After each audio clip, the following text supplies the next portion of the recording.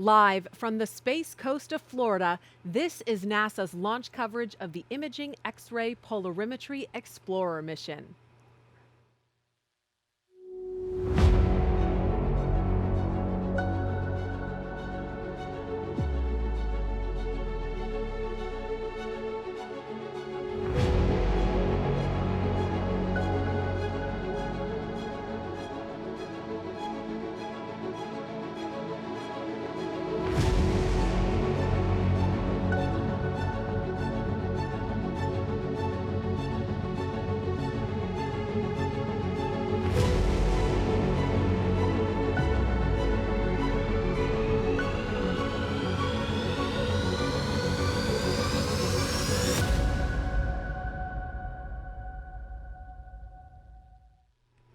In less than 30 minutes, the SpaceX Falcon 9 rocket will launch IXPE, giving us a new set of eyes to explore outer space. Over a 2-year mission, it will use its unique X-ray vision to study some of the most mysterious and powerful objects in our universe. Thank you for joining us this morning, live from Kennedy Space Center in Florida. I'm Megan Cruz. And I'm Marie Lewis. Liftoff is set for 1 o'clock a.m. sharp Eastern Time from just behind us at historic Launch Complex 39A. IXPE is NASA's first mission to study polarized X-rays. Simply put, it will help us understand how the universe works. The mission will focus on objects like black holes and exploded stars, honing in on their cosmic X-rays. These rays originate from places where matter is under extreme conditions, violent collisions, enormous explosions, 10 million degree temperatures, and fast rotations. And IXPE is unique because it will pinpoint X-ray polarization. Soon after launching, IXPE will deploy its solar arrays, which will power the spacecraft. After about a week in space, IXPE will extend its boom, lengthening the spacecraft to about the size of a minivan. There that boom goes. About a month after launch, IXPE will begin its 2-year mission using 3 identical telescopes, each with a set of mirrors. Those mirrors have corresponding detectors on the opposite end of the boom. The mirrors collect X-rays from the celestial objects and focus them on the detectors, which make an image of those X-rays and measure polarization. Polarization is a property of light, like brightness and color. X-rays are a form of high-energy light that's invisible to the human eye. By studying the polarized X-rays of these powerful objects, we can learn more about what they're made of and how they work. Today's launch is managed by NASA's Launch Services Program in cooperation with the agency's Marshall Space Flight Center, the Italian Space Agency, and Ball Aerospace. And here are some other interesting facts about IXPE by the numbers. The bottom of the observatory, called the spacecraft bus, is nearly 4 feet in diameter. Up top is the mirror module support structure deck that's almost 5 feet in diameter. The boom is 12 feet long, bringing the fully extended observatory height to 17 feet. IXPE's solar array wingspan is 8 feet. Put it all together, and IXPE weighs 727 pounds, roughly the same as a polar bear. It will study about 40 celestial objects during its first year in space, with more detailed follow-up observations in its second year. And IXPE arrived at Cape Canaveral Space Force Station on November 5th for final pre-launch testing. Teams attached it to the Falcon 9 rocket last week, and now here we are, stacked and vertical on the pad, ready for launch in just about 26 minutes. Throughout this broadcast, we will show you exactly how polarization works and why measuring it will be a game changer for astrophysics. That's right, and we will also introduce you to some of the key people who made this mission possible. NASA's Jasmine Hopkins will be interviewing those guests live, but first, let's bring in our launch commentators for today's mission. NASA's Daryl Nail and Mick Woltman sitting inside with the launch team. Daryl and Mick, how's it going? Well, it's going great, Megan and Marie, and welcome inside the Mission Directors Center here at Hangar AE with Mick Woltman, engineer extraordinaire for Launch Services Program, going to be giving us his expertise tonight. We've had a very clean countdown so far, which is great. The launch vehicle is healthy. The spacecraft is healthy. The range is clear. and the weather is only getting better, looking fantastic. Look outside at the rocket, and you can see it is a beautiful shot starting to fuel. Mick, just a few minutes ago, we had a poll that kicked everything into motion. Yeah, NASA's launch manager Tim Dunn polled the NASA engineering team, the spacecraft team, to verify they were good to start propellant loading and get ready for launch this morning, and that was great. Tim said that everything looks favorable, and we are go for propellant loading and go for launch. And once that propellant load started, and it continues to start now, and it continues to go on as we speak, that also eliminated something that was true about an hour ago, but is no longer true, and that is we had a 90-minute window. It's no longer the case. That's true, Daryl. Once we started propellant loading, we committed to a specific time in that window, and that is 1 a.m. this morning for IXPE's liftoff. And that's due to the fact that we're using densified or super chilled LOX on board the Falcon 9 at minus 340 degrees. We need to keep it at that temperature because it warms up pretty fast. And if we can't do that, then we miss our opportunity. So we have committed to this, and we're heading for a T0 at 1 a.m. And you can see that LOX starting to fill because it's chilling the bottom part of the rocket where it is condensing and making that white cloud that you see there. This rocket has an interesting ground track in order to get this satellite into orbit. Let's take a look at that now. Once it launches here from the Cape at Kennedy Space Center, you see that red line. That's the powered flight. Then it goes into a coast over the Atlantic Ocean. But what's interesting is what happens next. After it passes over West Africa, it gets close to the equator, it does this. Bang! A 28-degree turn. Why is that?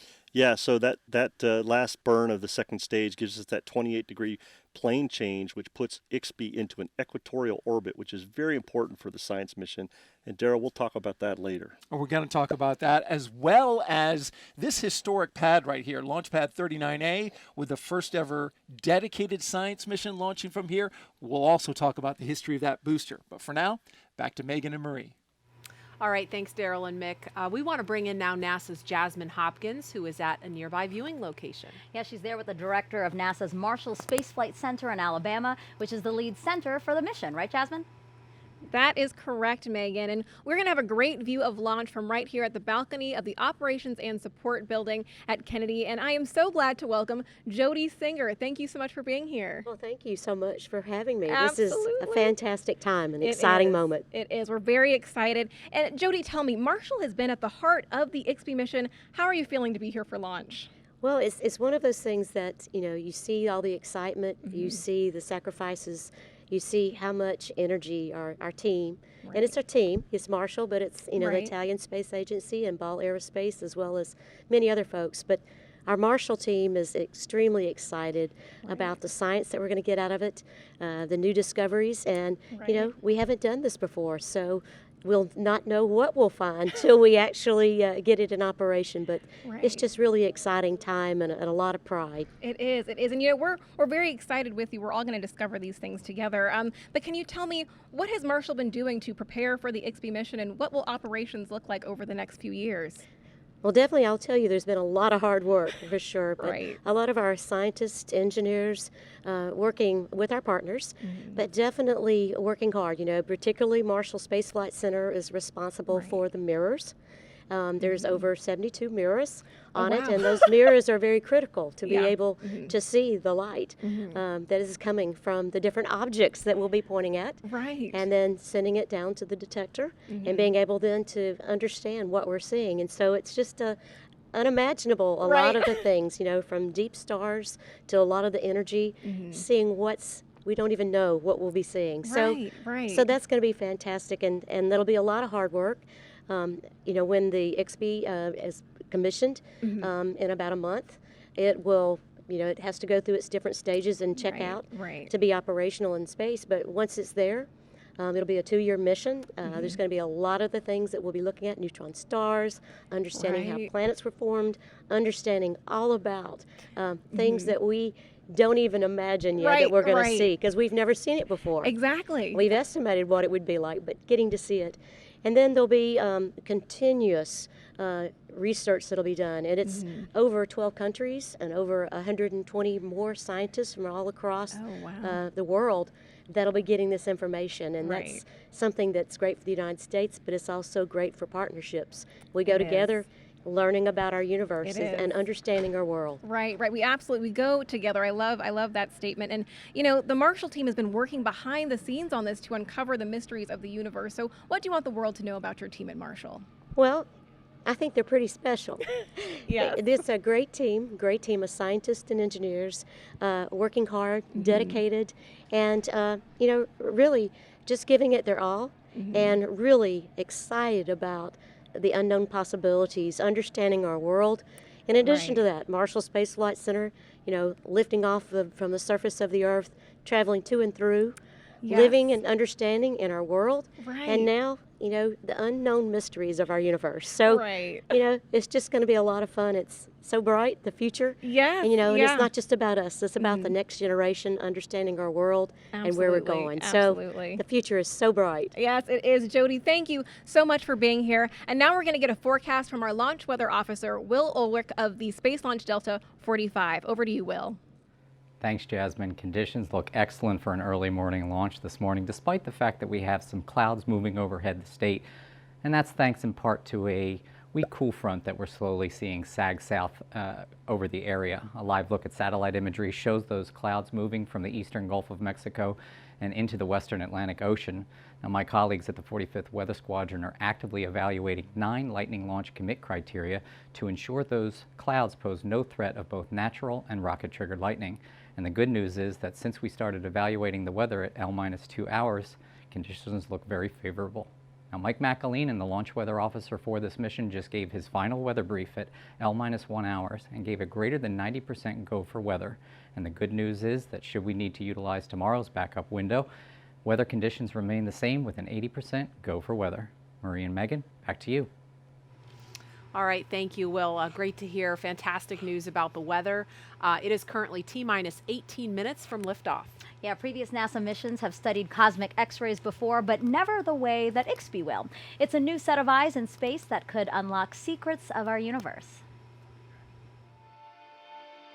To answer some of the biggest questions about what's out there in the universe and what it all means, we need powerful telescopes.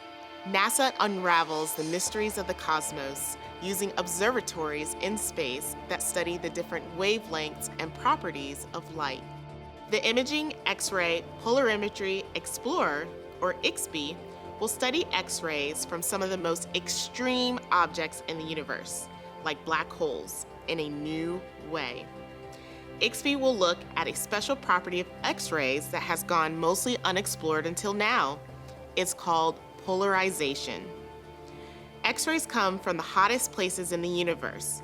Imagine powerful explosions, violent collisions, and strong magnetic fields creating chaos in the darkness of deep space. X-ray telescopes can trace clouds of gas heated to millions of degrees and detect the shower of particles fueled by a feeding black hole. Building on the discoveries of NASA's Chandra X-ray Observatory and other space telescopes, IXPE measures the orientation of X-rays from some of the most brilliant and bizarre objects in space. Like all forms of light, X-rays consist of moving electric and magnetic waves. Usually, the peaks and valleys of these waves move in random directions. Polarized light is more organized, with the 2 types of waves vibrating in the same direction. You might have heard of polarized sunglasses. Boaters and fishermen use these lenses to reduce glare from sunlight across a body of water. Water reflects light in a way that causes some of it to vibrate in a direction parallel to the water's surface. Polarized lenses block light moving horizontally, but let other light through. Much like the way light changes when it bounces off of water, in space, light becomes polarized depending on where it comes from and what it passes through. By measuring the amount and direction of polarization, IXPE gives us clues about the shapes, structures, and inner workings of all types of objects that shine in bright X-rays. The IXPE Observatory has 3 identical telescopes with 3 main parts: mirrors, detectors, and an extendable mast, or boom, that separates them. Each mirror assembly contains 24 nested mirrors that collect and focus X-rays. Located at the focal point of the mirrors, sensitive detectors made with international partners in Italy are the secret behind IXPE's unique X-ray vision. They track and measure all 4 properties of incoming light: its arrival time, direction, energy, and most importantly, polarization. Over the 2 years of its prime mission, IXPE will observe more than 50 brilliant objects, like the leftovers of huge stars that exploded into supernovae, the supermassive black hole at the heart of our own Milky Way galaxy, and pulsars, the dense remains of stars that once were. These observations will help scientists tackle long-standing puzzles, like testing competing theories about pulsars and the details of how Einstein's theory of general relativity works. New insights from IXPE will help us paint a fuller picture of the universe, confirming or confounding our thinking in the years to come. Really such a fascinating mission. I can't wait to see what they uncover. And as you heard in that video, the Italian Space Agency built an important part of IXPE. Let's get back over to Jasmine, who's with the agency's president. Jasmine. Thanks, Megan. Yes, now I am joined by Giorgio Sococcia, president of the Italian Space Agency. Thanks so much for being here. Thanks to you. Yeah, absolutely. So there's a lot of science that is going into the IXPE mission. Can you tell me, what is the Italian Space Agency's biggest contribution to IXPE? Well, we have provided the detectors, which are quite an innovative development, and some other elements of the payload unit. We also provide the main tracking station. Is a site we have in Africa, in Kenya, and some other elements also. Okay, great. That's really fascinating, very exciting. So can you also tell me about the partnership between the Italian Space Agency and NASA? What makes that so important? Oh, we're talking here about something which is really historical for us. It goes back to the very beginning of Italian space history. Our first launch in '64, our first satellite was launched thanks to a collaboration with NASA, and this has developed over the years on many exciting missions, contribution to the International Space Station that our country gave with a lot of modules, pressurized modules.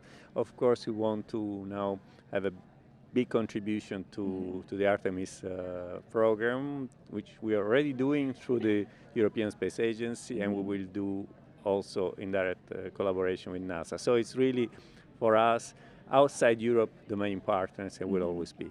Right, right. And of course, we're always glad to partner with you. Thank you so much for being here, Giorgio Sococcia. Thanks to you, and let's cross the finger. Yes, yes, absolutely. Now we're going to look at Andy Tran from SpaceX headquarters in Hawthorne, California. Over to you, Andy. Today marks the 5th flight of the SpaceX booster we are using to fly IXPE to space, and its 3rd flight on a NASA mission. You can tell by the reentry soot on the bottom of the vehicle that this booster has flown before. Just over a year ago, this 20-story tall Falcon 9 launched Crew Dragon and NASA's 4 Crew 1 astronauts into the night sky and onto the International Space Station for a 6-month mission. The launch was historic because it marked the first operational flight of Crew Dragon. About 9 minutes into flight, the first stage, or the bottom 2/3 of the vehicle, returned from space and landed on our drone ship, Just Read the Instructions, off the Atlantic coast of Florida. 5 months later, the flight-proven booster returned to Pad 39A for another night launch, this time launching the 4 astronauts of Crew 2. The booster returned once again to Earth and landed, this time on our drone ship, Of Course I Still Love You. Those 2 flights, plus a mission for Sirius XM and another for NASA's Cargo Resupply Mission 23, brings us to today, the 5th flight for this first stage booster, carrying IXPE to space. Tonight, the flight-proven booster is back at Pad 39A to launch its very first science mission for NASA, and also marks the 5th NASA science mission overall for SpaceX. For this launch, the booster will send IXPE skyward out over the Atlantic for about 2.5 minutes, and will return back to the drone ship, Just Read the Instructions, about 9.5 minutes after liftoff. And for the drone ships, to give some perspective, they are quite large. Each are the size of a football field. And that does it for us here at SpaceX's headquarters in Hawthorne, California. Now back to you at Kennedy Space Center. Thanks, Andy. Always great to see you. We are now about 10 minutes from liftoff of a Falcon 9 rocket with NASA's IXPE aboard. So let's bring back in Jasmine, who is with our NASA administrator. Jasmine? Thanks so much, Marie. Yes, I'm honored to be joined by our NASA administrator, Bill Nelson. Thank you so much for being here. Oh, what a pleasure. What a great night. Yeah. And it's almost down to the final minutes. Yes, we're really excited to have you here. And IXPE is an exciting mission. So how is NASA going to benefit from it? Well, as we try to explore the heavens to understand ultimately who we are, why are we here, how did we get here, we go out and we try to understand things that we don't really understand yet, like black holes. Black holes emit X-rays. So this scientific mission is going to go out and capture those X-rays to understand giant holes and neutrons, and when they spin, they become pulsars. And so these are phenomena that emit X-rays, and we can get to other galaxies and see how that X-ray is being emitted and try to understand what this phenomena is. Right. We're hoping to learn a lot of new information from IXPE. This mission is also a great example of both our commercial and our international partnerships. So can you tell me how our partners help us complete our missions? Oh, they are absolutely important to us. The International Space Station has some 30 international partners. In this case, the Italian Space Agency is a major partner. It was on our last mission called DART, intercepting an asteroid. We have astronauts that are Italian. There's a German astronaut up there on the space station. The Russians have been our partners since 1975, so our international partners are very important. Right. A lot of partnerships have gone into this, and we have a lot of exciting missions coming up, and we're really looking forward to completing those with our partners as well. And now we're going to take it back to Megan and Marie. Thank you, Jasmine. Thanks, Administrator. We now have only about 7 minutes to go before launch, before we see it lift off right here behind us. So let's bring back Daryl and Mick to walk us through the final moments of the countdown. Guys? Yeah, that's right, Megan. Things really getting exciting here as we count down to the last few minutes before liftoff from historic Launch Complex 39A. The first time for a dedicated science mission as we look up at IXPE contained inside the fairing. And you know, the booster that's taking it up today, Mick, has some history. And it's really interesting, all the different missions it's flown. It's flown 4 prior missions, and there you see them. Crew 1, Crew 2, Sirius XM-8, and CRS-23, 4 in all, and it's been reused now for today's flight with IXPE. Yeah, as we heard from Andy Tran earlier, this booster 1061 first stage, this will be the 5th flight for IXPE, and Daryl, as you mentioned, those flights before were historic off of 39A here, 3 of them anyway. And of those 3, Crew 1, 2, and CRS-23 LSP, Launch Services Program, was very happy to partner with the Commercial Crew Program and the Commercial Resupply Program to provide advisory services. So we're very familiar with this booster, very happy to be flying this for IXPE. It's our 2nd time flying a previously flown booster. You and I just got to witness our first time on DART on the West Coast. Indeed. But today we're here for IXPE with this booster. Did you notice something about all those shots and this particular flight tonight? They're all in the evening. Or That's early, correct. Or early morning. This is a night booster. That's right. It's a night rider. Stage 1, RP1 load complete. All right, there we heard a milestone of RP1 load complete. Yeah, on stage 1, we heard earlier stage 2 was completed. So that rocket propellant 1 is now loaded into the 2nd stage and 1st stage tanks.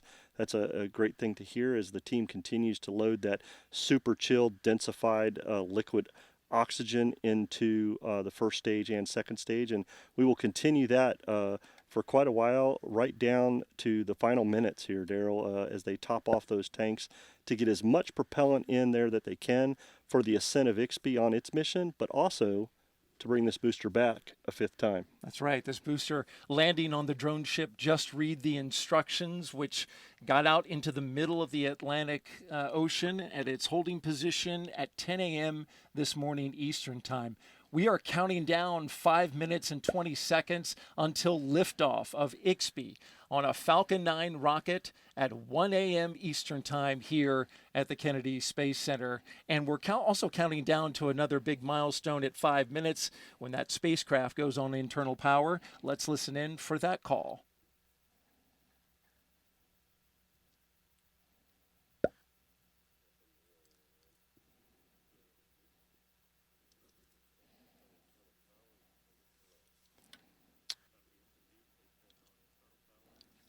So, Daryl, we just heard the spacecraft SMD over on the NLM net report out to NASA's launch manager, Tim Dunn, that the spacecraft is on internal power. They are ready for launch this morning. That's a big milestone to make sure that IXPE is prepared and ready to get going at 1 a.m. this morning for liftoff. That's right. We didn't hear it on the public net. That was something that we heard on the communications between the launch teams. Now we're looking for that strong back, the structure that brought the rocket out and put it vertical on the pad from a horizontal position to lean back a little bit. We're also seeing some venting. Look at the top, towards the top of that rocket. You can see some of the pressure from that super cool liquid oxygen starting to boil when it gets into that warm atmosphere of the rocket, and also venting it off, since we're pretty close to fueling this thing all the way. Yeah, as we get the propellant tanks loaded and we get near the top of those, as you said, that super cooled LOX at minus 340 degrees starts to boil off or warm up very quickly, and we have to relieve some of that pressure from the tanks, and that's what you see, that venting, as you mentioned. And so that will continue on right up till the final minutes before we lift off this morning, and the team will then close off those vent valves and bring the tanks up to flight pressures, getting ready to light the 9 Merlin engines. We just heard the SpaceX chief engineer, Paul. They gave the go for launch at T-minus 4 minutes. That was just a few seconds ago. Yeah, the team continues to work, Daryl. We're down there in the final minutes to making sure that propellant loading is finalized. The flight termination system is armed and ready to go. And Stage everything 1 gets LOX load ready. is complete. And there we just heard Stage 1 LOX load is complete. That's another milestone to get that tank to its full potential. They'll continue to top that off as they continue to load Stage 2. And once we get to a Stage 2 load complete here in about 50 seconds, Stage 1 and 2 will continue topping, and then we will shut those vent valves and bring the pressure up in the tanks, getting ready again to bring, as I said earlier, to bring those 9 Merlin engines up to speed and get ready to lift Falcon 9 and IXPE off the pad. And there you can see the white condensation clouds from the icy cold rocket, and that super chilled minus 400 something degrees. I would say the engineer knows the exact number. The super chilled LOX is around, they super chill it down to minus 340 degrees you had the F. number. That's right. It's super cold. It's super cold. And it's nearly filled.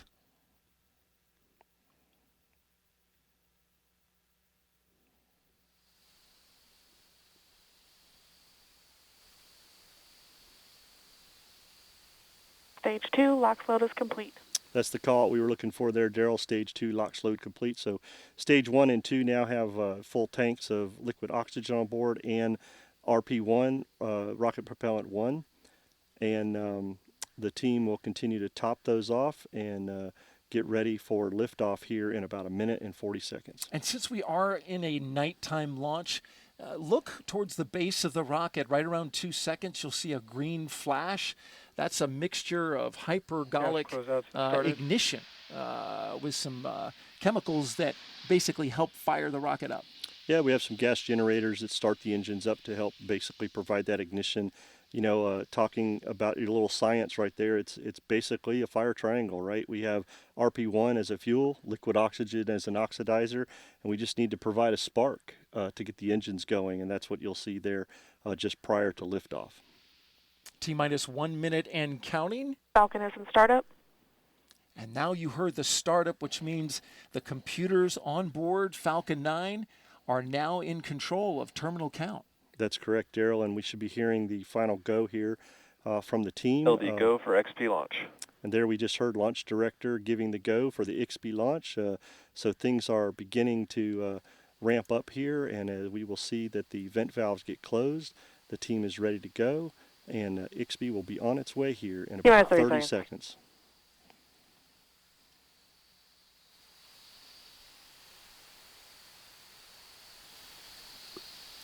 T-minus 20 seconds and counting until liftoff. Okay, and here we go. 10, 9, 8, 7, 6, 5, 4, 3, 2, 1, ignition. And liftoff. Liftoff of Falcon 9 and IXPE. A new set of X-ray eyes to view the mysteries of our skies. We hear the launch vehicles cleared off, and we're hearing nominal chamber pressures on all 9 Merlin engines. Beautiful shot there showing the VAB and the rocket lifting off.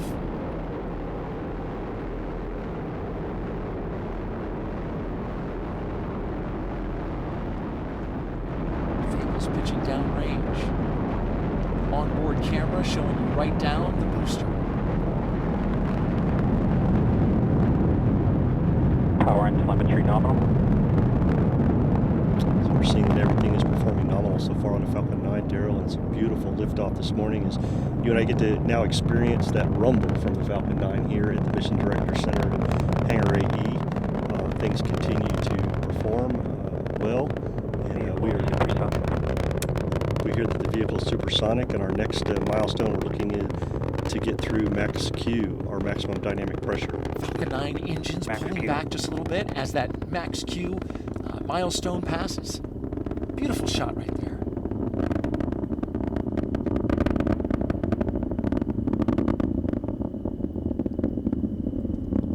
Vehicles made it through max Q, and that's great to hear. That's the point of maximum stress on the vehicle, Daryl, and the Falcon 9 is performing well as we see that onboard camera and the exhaust and flames from the 9 Merlin engines on board. IXPE continues downrange successfully and nominally so far. Stage 1 trajectory is looking good. They're starting to chill now the second stage engine, get it ready to ignite. Everything flying on track. We are 2 minutes into flight. You see those 9 Merlin D engines all lit up.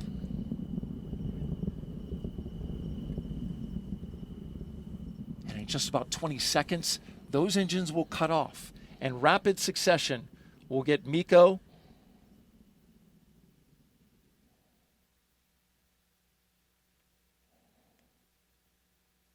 you can see the progress bar across the bottom of your screen. There's a shot from inside the Falcon 9 rocket. First stage engine cutoff. Stage separation confirmed. And there we have main engine cutoff, and you just saw that the stage 1-2 SEP on the video as stage ignition. 2 MVAC-D engine gets ready for ignition, and we see that we have ignition on the MVAC-D. It's a great sign to see that engine glowing red hot as the first of 2 burns takes place. The rocket falling back to Earth, the first stage of the rocket. We hope to get a shot of it as it deploys its grid fins and prepares for its landing. That is on the left side of your screen. On the right side of your screen is the second stage. It's dark out, so of course not going to see a whole lot, but you will see that left side light up when we have that entry burn as the rocket booster falls back through Earth's atmosphere, and they slow it down a little bit. We should hear fairing jettison here shortly, which Fairing separation confirmed. there we have fairing separation confirmed, and watch this. And we see that on the video here, and that now exposes IXPE to the environments of space. It was protected by that fairing on ascent for aero heating and loading, and things are going well. Flight looks nominal so far. MVAC-D is performing very well. Chamber pressures look good, and continues on its course. 4 minutes into flight, everything looking nominal. 190,000 pounds of thrust from that engine right there. I call that the MVAC engine. Acquisition of signal, Bermuda.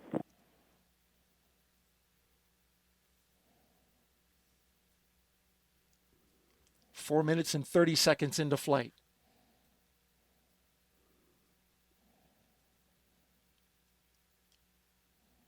They have a couple of different angles off the back of the second stage.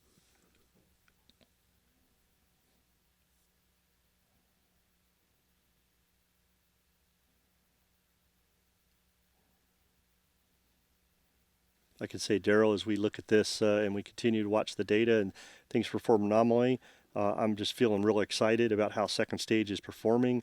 I mean, we had an on-time liftoff this morning at 1 a.m. with the stage one, and stage one continues to fall back to Earth.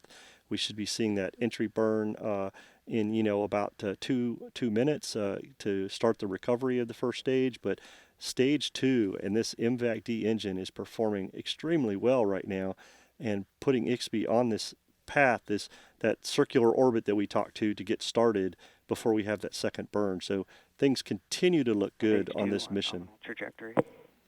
There's the call out that everything is looking, as you said, great with stage two. This, the 130th launch of a Falcon 9 rocket carrying the IXPE spacecraft. First launch also from Kennedy Space Center's Launch Complex 39A. Yeah, for Launch Services Program, as we stated earlier, it's the first dedicated scientific mission for us. We are so excited to be launching from that historic pad with a Falcon 9, where astronauts have launched from during Apollo and Shuttle, and now we get to launch one of Launch Services Program's science missions. Stage one FTS is safe. From there, and everything looks great. We heard that stage one FTS is safe. That's a good sign. Stage one entry burn startup. And we're seeing the startup of the stage one entry burn. You can see there on your left side of your screen the 3 engines that have started up to slow that first stage down as it re-enters the atmosphere, along with the grid fins as it continues to keep the booster on track and steer. And as that booster falls, this engine burn, roughly 30 seconds long, just basically slowing it down as it goes to the atmosphere. Stage one entry burn shutdown. And the stage one entry burn there is now finished. Looking now to stage two. This one will cut off in about 60 seconds. That will complete. Stage two on nominal trajectory. And that will complete the first burn.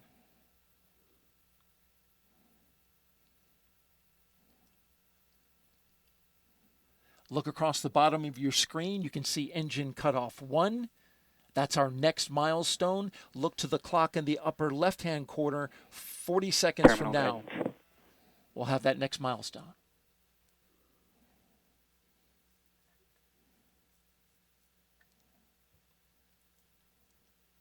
We hear from the team. Stage 2 FTS is safe. We hear from the team. Continue to look at the data, Daryl. Stage 1 transonic is still nominal and looking good. Stage 2 is performing very well, and chamber pressures remain within family and nominal for this flight.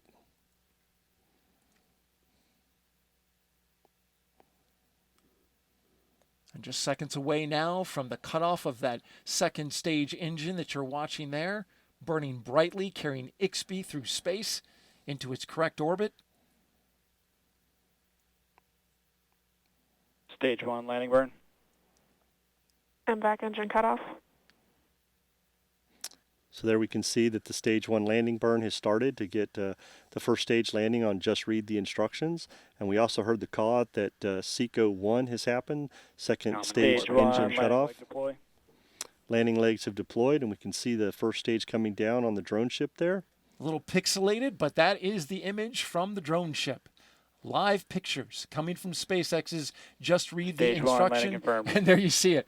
Looks like the rocket made a great touchdown. Absolutely. We just heard from the team that they're confirming that stage 1 is down safely, and that's exciting to be able to bring that booster back for a 5th time. We'll look forward to see where that booster 1061 shows up for its next mission.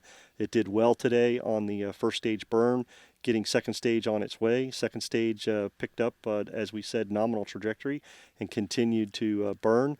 We are now in a coast phase, Daryl, that you had mentioned earlier, as we head towards that western coast of Africa to get ready for second stage engine burn number 2. And there you see the ground track that we've completed so far. And as you mentioned, all along the path today, everything looking great from launch to separation, the booster coming back down, and now in that coast phase. You can see there the engine bell is now back to ice cold. So it's not firing. And that right there is IXPE, the camera pointed. You can see its 3 telescopes through those 3 curves in the front. IXPE is in space, and we are tracking it as it coasts. And as it does so, we're going to tell you a little bit more about the science. And for that, let's throw it back to Megan and Marie. All right, thank you, Daryl and Mick. If you're just joining us, you are watching NASA's official live launch coverage of IXPE, NASA's new X-ray observatory. It launched about 10 minutes ago. Right behind us, we had a beautiful view here, Megan. Yeah, wow. Just spectacular. Aboard a Falcon 9 rocket right at the top of the window. Yeah, beautiful views. Honestly, it was the sound. I was like, whoa, it really made like our whole host desk here shake. It was really, really cool to see it from out here. Now, IXPE will spend the next 2 years visiting at least 40 celestial objects in our universe, like black holes and exploded stars, to unlock some of the secrets of our universe. And let's bring back NASA's Jasmine Hopkins now. She got to watch the launch with the Associate Administrator for NASA's Science Mission Directorate. Jasmine. Thanks so much, Megan. What a beautiful launch. And now I am joined by Dr. Thomas Zurbuchen. What did you think of that? Oh, it never gets old. I loved it. Right. It really doesn't ever get old. We love seeing it over and over again. So now that IXPE is soaring high above us, let's talk science. What are we hoping to learn from this astrophysics mission? You know, it's really rare that we can build a mission in which we look at the universe in an entirely new way. And by doing that, we're going to learn about the most amazing objects of the universe, like black holes, these pulsars and exploding stars, really high energetic, violent parts of the universe we're going to learn about in a way we've never had before. Right, well, we're really excited about this new perspective. IXPE was chosen back in 2017 as a small explorer mission, but by what you're saying, I mean, there's nothing small about the science we're doing here. So what does that classification, small explorer, mean? We have multiple missions at different sizes. Of course, we have large strategic scale missions, and the small explorers are around $150 million. So it really talks about the cost of the mission overall, and that's what a small explorer is about. Very successful missions. Some of the most amazing missions, frankly, that we know about are small explorers initially. Right. We're really looking forward to the success of IXPE, and this has been a big year for the Science Mission Directorate, you know, with Earth science and asteroid research, and James Webb is right around the corner. So what do you think about that? Well, I think we have a 2-course dinner here. That's the appetizer, and the main dish is coming in 2 weeks. We're going to launch the Webb Space Telescope. It has been 20 years in the making, and we couldn't be more excited. You know, a ginormous telescope, much bigger. The area, once it's deployed, the area of tennis court in size, 6.5 meters of mirror, right? It's an incredible telescope, a strategic scale mission. Right, yeah, absolutely. Very excited for James Webb coming right up. And can you tell me what sets IXPE apart from other astrophysics missions that we've done? Well, it's unique perspective. It's very targeted towards X-ray, the X-ray sky, and very targeted with that new methodology to look at the sky in a new way. So IXPE is different from that perspective. But it will, you know, when you look at any object in the sky, look at black holes. We know that black holes are at the center of galaxies. So often we look at, you know the images of the Hubble Space Telescope of some of these galaxies. So if you really want to understand a given object, you need to look in many different ways. IXPE will be very complementary, very important view to add to the other views. Exactly. So IXPE is encouraging us to keep looking up. Thank you so much for being here, Dr. Zurbuchen. And now we're going to get back to Megan and Marie. All right, thank you so much, Jasmine. Joining us now, we have the privilege of having Dr. Sarah Lipsey with Ball Aerospace. You're the Deputy Director for Civil Space for New Business. Excuse me, that was a bit of a tongue twister for me. Thanks for being here, and congratulations to you. Thank you so much. We are so proud at Ball Aerospace of the launch that just occurred that you all watched. Years in the making. And my goodness, that feeling you ladies were just talking about, when it hits you, it hits you. That was really fun. So thank you. Yeah.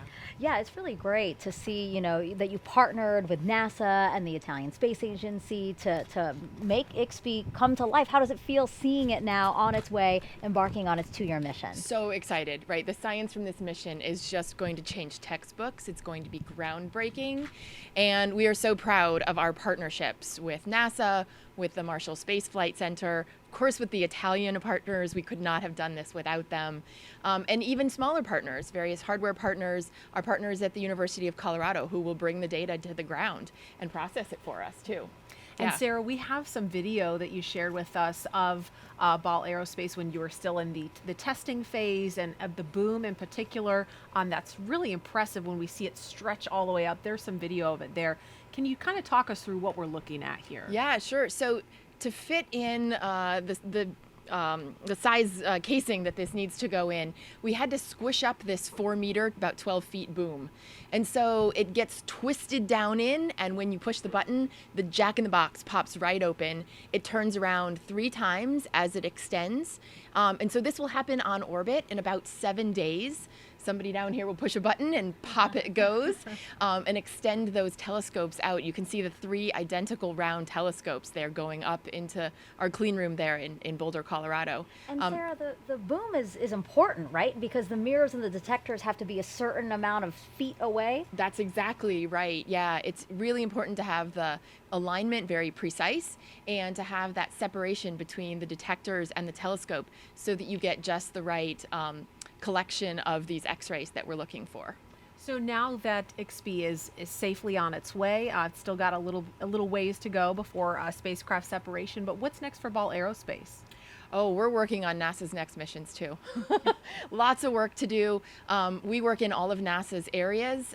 So X-ray astronomy is just one of the fields. We're working on other astronomy missions, earth science, heliophysics, planetary science. We've got everything covered. We'll be watching, of course, for IXPE over the next month as the mission gets commissioned and then starts to turn on to CAS-A, our first science target. All right, Very Dr. cool. Sarah Lipsey, thank you so much for joining us. Thank you. Congratulations once again. Thanks, ladies. We want to send it over to Jasmine Hopkins now. She is with the principal investigator from our Italian partner. Jasmine? Thank you so much. Yes, now I'm joined by Paolo Sofita. The Italian Space Agency provided the detectors that are on IXPE, and Paolo is joining us from the Italian National Institute for Astrophysics. Thank you so much for being here. Thank you for inviting me. Absolutely. What did you think of launch? It was great, fantastic, really, really exciting. Right. Very beautiful. Can you tell me, how did you and your team develop IXPE's polarization detectors? Actually, I started to work on X-ray polarimetry back in the late 80s with Enrico Costa, and we at the first worked on the so-called classical techniques to measure polarization. And then we actually understood immediately that we have to change technique to arrive to the sensitivity needed for astrophysical sources. So we went to visit Ronaldo Bellazzini in Pisa, and that was of the INFN, and that was the key of the success. We imaged the detector in order to do this measurement. And Ronaldo made these little things here that is actually an ASIC CMOS chip that makes the image of the photoelectron track and allows to measure polarization. We also built all the facility that allowed to calibrate the detector and to know what is the real response of the detector that has been built. Right. So you have, a pretty long experience with this. You mentioned you working on it back in the 80s. So what are you looking forward to learning the most from IXPE? Well, the IXPE will open a new window on X-rays. We will measure polarization from almost all the classes of celestial sources that emit X-rays. But basically, one measurement that can be very exciting is the mystery in the center of our galaxy. We have in the vicinity of our galaxies molecular clouds that are cold, but they are shining X-rays. And there are no bright sources nearby to understand why they are emitting X-rays. So the model here was done back in the 90s by Rashid Sunayev, that said that what we are looking from the molecular clouds is the radiation reflected by them for that was emitted in the past by our center of galaxy, that is a supermassive black hole. Now the supermassive black hole is very dim, like our sun placed at the center of the galaxy. But a few hundred years ago, it might be 1 million times larger.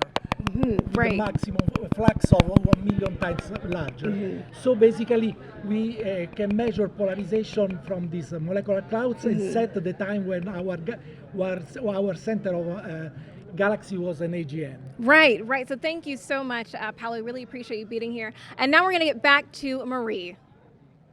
All right, thank you so much, Jasmine. Now, some of the more mysterious subjects IXPE will study are magnetars, neutron stars the size of a city with the strongest known magnetic fields. Yeah, isn't that crazy? An event last year involving one such magnetar stunned astronomers. Take a look. A high-energy outburst seen in April 2020 confirmed the surprising range of supermagnetized objects called magnetars. This blast of X-rays and gamma rays triggered instruments on several spacecraft. The eruption was over in the blink of an eye and originated from a galaxy about 11 million light-years away. Magnetars are part of the family of compact objects known as neutron stars, the crushed leftover cores of exploded stars. What makes magnetars special are their incredibly strong magnetic fields, up to 1,000 times stronger than a typical neutron star's. Sudden changes to this ultra-strong field are thought to drive brief, enormously powerful outbursts called giant flares. One giant flare in our own galaxy affected Earth's upper atmosphere from 28,000 light-years away. On April 15th, detectors on NASA's Fermi, Swift, Mars Odyssey, and WIND missions, as well as on the European Space Agency's Integral satellite, picked up a rapid surge of X-rays and gamma rays. Using the arrival times of the signal at different spacecraft, astronomers pinned the burst to NGC 253, a bright, nearby galaxy. From start to finish, the event lasted just 140 milliseconds, as fast as a finger snap. Astronomers see gamma ray bursts, or GRBs, almost every day. We know that at least some of the shortest GRBs come from merging neutron stars, more than 100 million light-years away. The April blast initially looked similar to these events, but a GRB located in our own galactic neighborhood should have appeared much brighter. As astronomers explored this new burst in detail, they found it looked less like a short GRB and more like a magnetar giant flare. Astronomers have recorded 2 such flares inside our own galaxy and a third in a satellite galaxy. All of these bursts displayed a spiky tail as they faded out. The spikes form as the flare's hotspot spins in and out of view like a lighthouse beam. Current instruments can't detect this feature in flares located at great distances, but other characteristics, such as their extremely fast rise in brightness, are unmatched by short GRBs. This fueled astronomers' growing suspicions that short GRBs associated with galaxies in our neighborhood might really be magnetar giant flares. Now, the precise localization of the 2020 event to the disk of the Sculptor galaxy has unmasked them at last.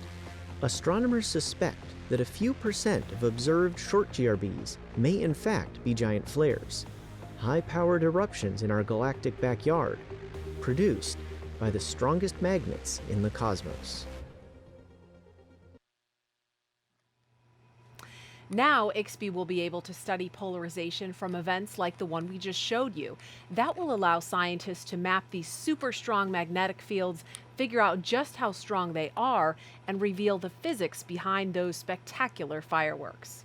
And the man at the center of the IXPE mission is Principal Investigator Dr. Martin Weiskopf of Marshall Space Flight Center, again in Alabama. Martin, congratulations. How are you feeling? You just got to watch this gorgeous launch with your family. It was, I can't swear, so I just say it was awesome.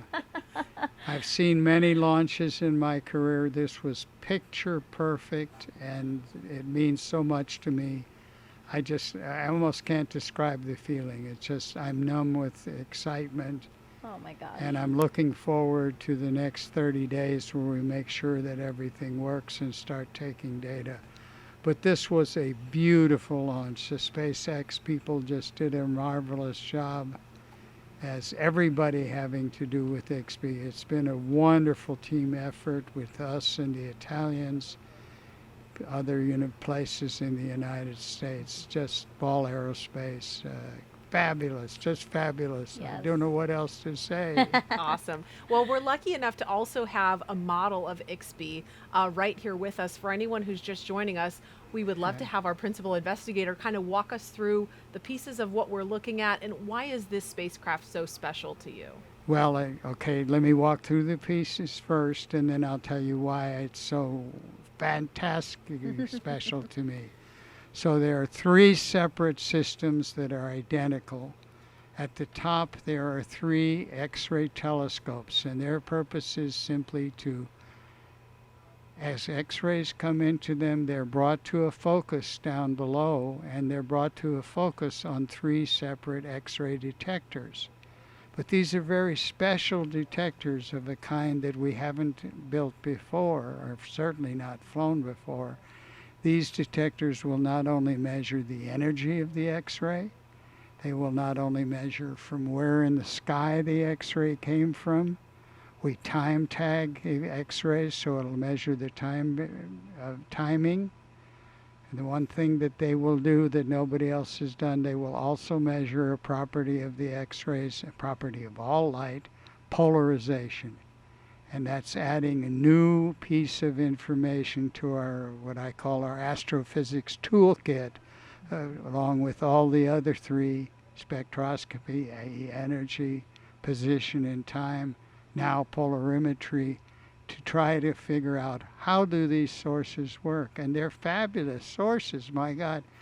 You talked about magnetars, the neutron stars, tiny, weigh as much as the sun. Has super strong magnetic fields, we think, with magnetic fields 10 to the 15th Gauss. This is more than 15 orders of magnitude more than the Earth's field. So this is how IXPE is going to build on to Chandra, right? Because Chandra studies X-rays, but adding all of this that you just described with IXPE, that's how we're going to advance this Exactly. We don't have as good angular resolution as Chandra, but of course we spent a couple $100 million to build IXPE and a couple billion to build Chandra. But Chandra is the world's greatest X-ray telescope in terms of sharp images. But IXPE's images are not as sharp as Chandra's. But IXPE will measure polarization, which Chandra can't do, so they complement each other. Right. Wonderful. Dr. Martin Weisskopf, thank you so much for joining us. And we're so glad you got to enjoy the launch with your family. You mentioned that one of your grandkids was 6 months old when Chandra launched, and now they're back here again and got to watch IXPE launch with you. So congratulations once again, excuse me. Thank you very much. I'm just so excited. I don't know what to say, which is unusual for me. Oh, thank you, Martin. Thank you so much. And we are now coming up on the next operational milestone for IXPE. Daryl and Mick, why don't you take it away? All right, thank you, Megan and Marie. Great to hear Dr. Martin Weisskopf get so excited to be speechless. Meanwhile, we are watching the second stage carry that IXPE spacecraft. You can see it there. You look at the upper part of the picture. It is priming that engine to light in just a few seconds. IXPE and the second stage have flown into the light. You can see the illuminated Earth below, and so this is going to be really neat. We had a successful liftoff at 1 a.m. Eastern Time, successful separation from the first stage, and now we are flying. But here comes a really cool moment in this flight, and that is the second burn of this second stage. Take a look at this graphic. We're going to show you the track that this is going to take when it makes this turn. We left, of course, the Kennedy Space Center at 1 a.m. You can see the track in red and now green as IXPE flew over the Atlantic Ocean approaching Western Africa. The track then gets us near the equator, and you'll see this right here, that turn. Bam, right there. That's 28 degrees to get to an equatorial orbit. That's about to happen in just a few seconds from now, Mick. Yep, this burn we're coming up on will make that happen and make that 28-degree plane change and get us in that equatorial orbit, which is amazing for IXPE science. It allows IXPE to study those polarization X-rays with the least amount of background noise in this equatorial orbit. And it also allows them to download... Startup? download data each time they go over the Malindi ground station every orbit. That's right. And so we just heard that engine, as you can see there, it's firing up. This is a 60-second burn, and we should see some rotation here as the Earth moves, as it makes that turn. Glowing red Full hot. thrust. Just heard the call for full thrust. Yep, that means MVAC-D is up and going. This will be a full 60-second burn, as you said, to make that 28-degree plane change, and that's a very important maneuver to get us into that equatorial orbit. And Mick, when they show that shot from the second stage with the Earth behind it, you can see the plane change. You can see it moving. It appears to be moving sideways. Yeah, it's that left-hand turn we talked about. That's right. It's not the first turn at the Daytona 500, but it is a turn. That's correct, and this is very important so that IXPE can be in that equatorial orbit to allow for that science that Dr. Weisskopf was talking about. And it was amazing to talk to him earlier and hear about why this is important. And Nominal MVAC cutoff. There we see the call and on the screen the terminal cutoff, engine cutoff for MVAC-D. So that burn is complete, and we will now coast for just a few more minutes, about 3 minutes away from spacecraft separation. And we just heard nominal orbit insertion, which is a great call out. You look at your bottom of your screen, you see the timer there until spacecraft separation. Of course, that's a big moment. So one of the lightest spacecrafts ever launched by Falcon 9, but they needed a lot of performance to get it into that right there, that equatorial orbit. We'll be back for spacecraft separation in just a few minutes. In the meantime, back to Megan and Marie. Mm-hmm. Thanks, Daryl and Mick. The first of IXPE's 40-plus celestial observations will be a supernova remnant called Cassiopeia A, which is located about 11,000 light years from Earth, so a long way. That's right. And the original star A, a behemoth at least 15 times as massive as the sun, exploded more than 300 years ago.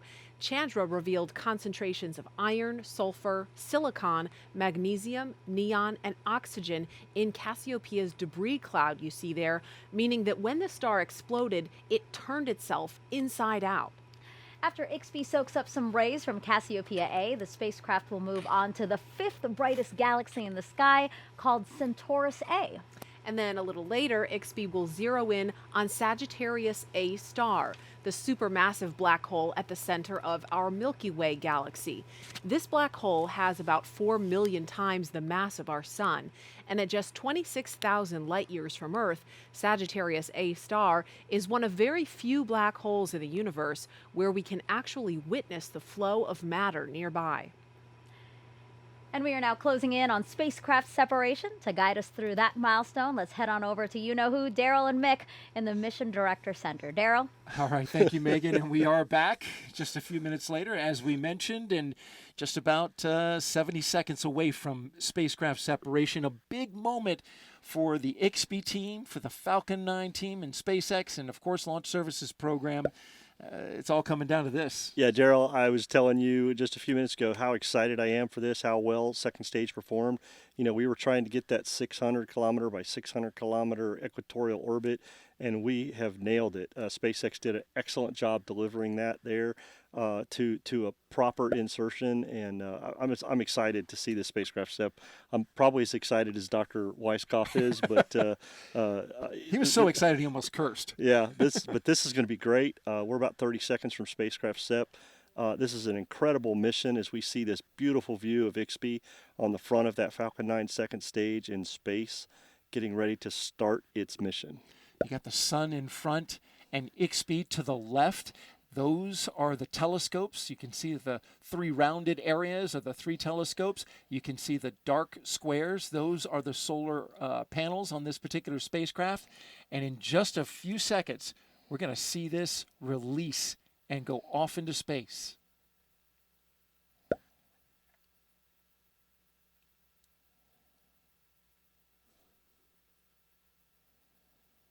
And payload separation confirmed. There it goes. IXPE now in space, in orbit around the equator, ready to take in science. And there go the solar arrays. Yeah, that is incredible to be able to see that happen right after separation. Solar arrays are starting to deploy. That is great for the IXPE spacecraft as they begin to start all their operation checkouts and getting IXPE ready over the next 30 days to start its science mission.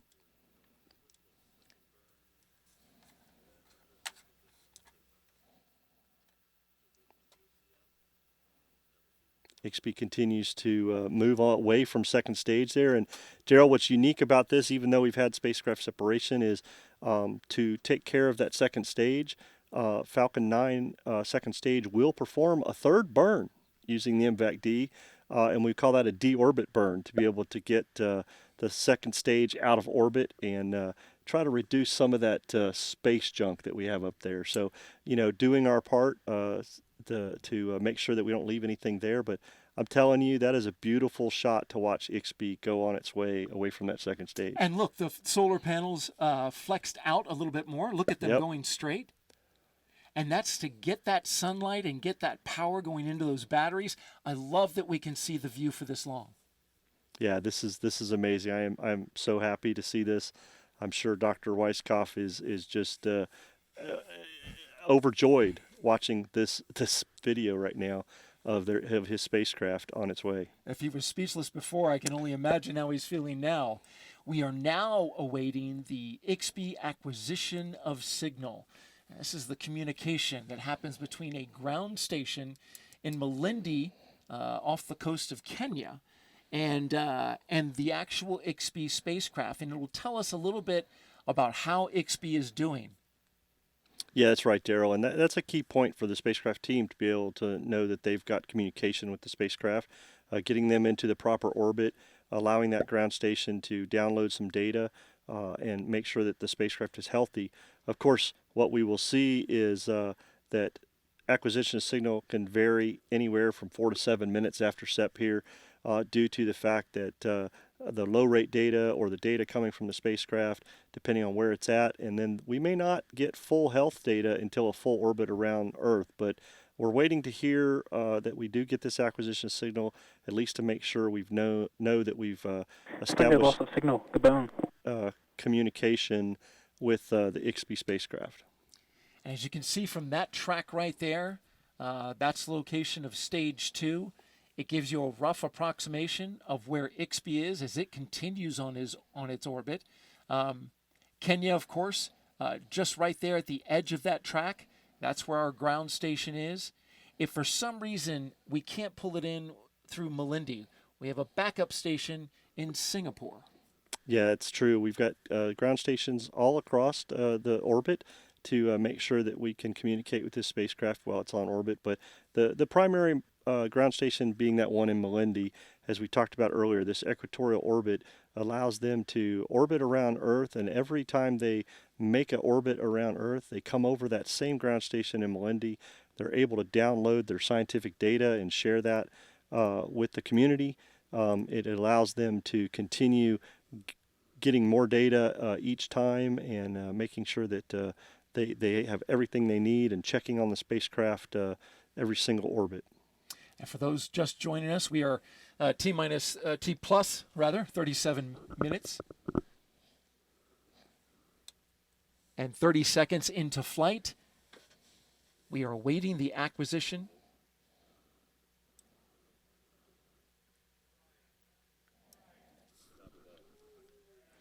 So we're still waiting to hear about acquisition of signal as they continue to work their processes and procedures.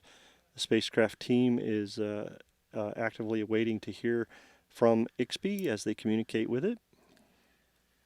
We are actually listening to communications between the spacecraft team and the launch team, monitoring them to see when that acquisition of signal comes through.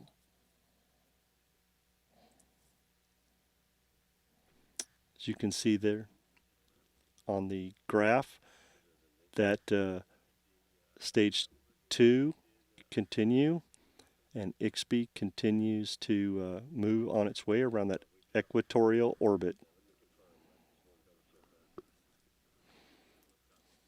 And for those who haven't heard the early part of the show, IXPE stands for Imaging X-ray Polarimetry Explorer.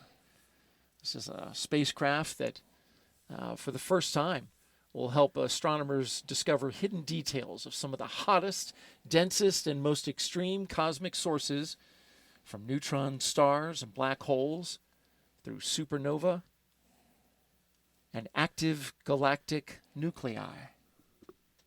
I think that's going to become a popular pop culture phrase. Active galactic nuclei? I do. I think scientists are going to make that come back. The AGN. Yes, but I'm so happy for the science team, and I know they're excited to study all of this. And as we continue to monitor the spacecraft team, and they're following all their procedures, following the checklist, waiting to confirm acquisition of signal, and we'll continue with the mission.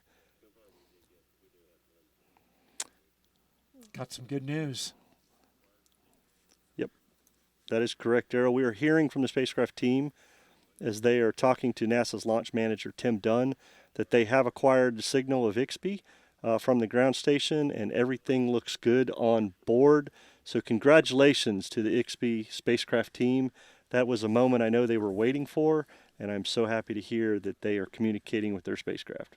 Yeah, we waited for that confirmation to come through. We could hear the spacecraft team in our audio loops, as they call them, celebrating. There was a round of applause. There was some clapping.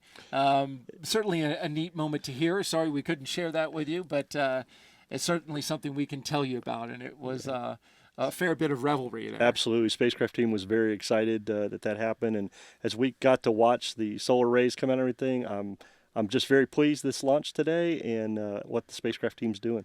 Well, congratulations to the Launch Services Program team, and of course the IXPE team as well, and all those who contributed. And thanks to you, partner, for giving us all that professional analysis all the way through launch and stage separation and acquisition of signal. It's always great to have your expertise on hand. Darryl, thanks for having me. It's always great to be with you, and appreciate it. This was a great launch today. Absolutely. And with that, we'll send it back to Megan and Marie.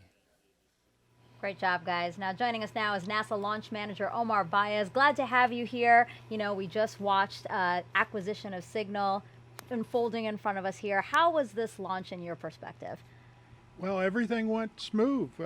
We entered the count, working no issues, barely anything to talk through throughout the countdown. So everything went very smoothly. Launch right at the beginning, opening of the window. We just crossed over Africa and acquired signal on the spacecraft. They'll start exposing their solar arrays and doing their deployments, so can't ask for any better than that. Right.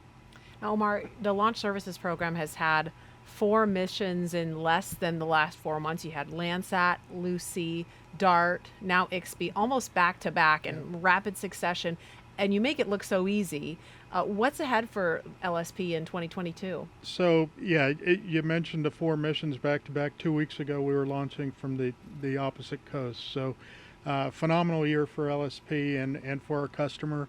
And our next mission now into the New Year's is with the GOES mission, March 1st, which is going to a geostationary orbit and looking at our Earth surface weather and so forth.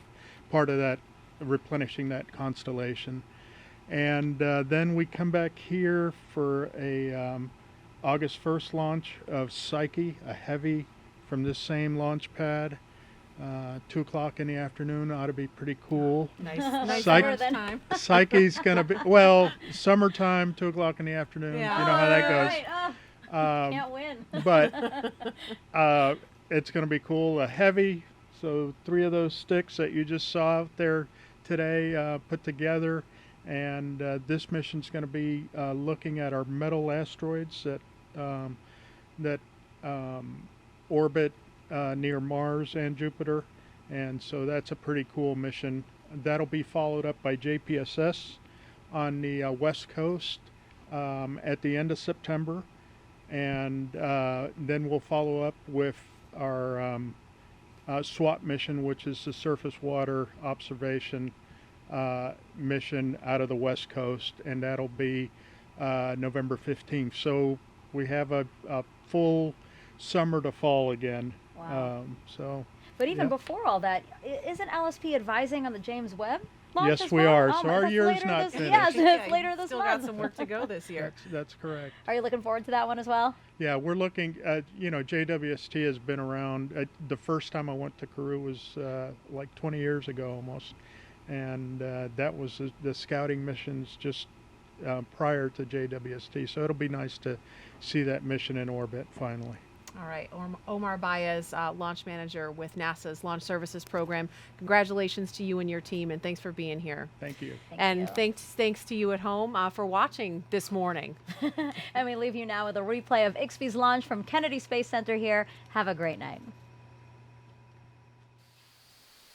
10, 9, 8, 7, 6, 5, 4, 3, 2, 1, ignition, and liftoff. Liftoff of Falcon 9 and IXPE, a new set of X-ray eyes to view the mysteries of our skies. We hear the launch vehicles cleared off, and we're hearing nominal chamber pressures on all 9 Merlin engines. Beautiful.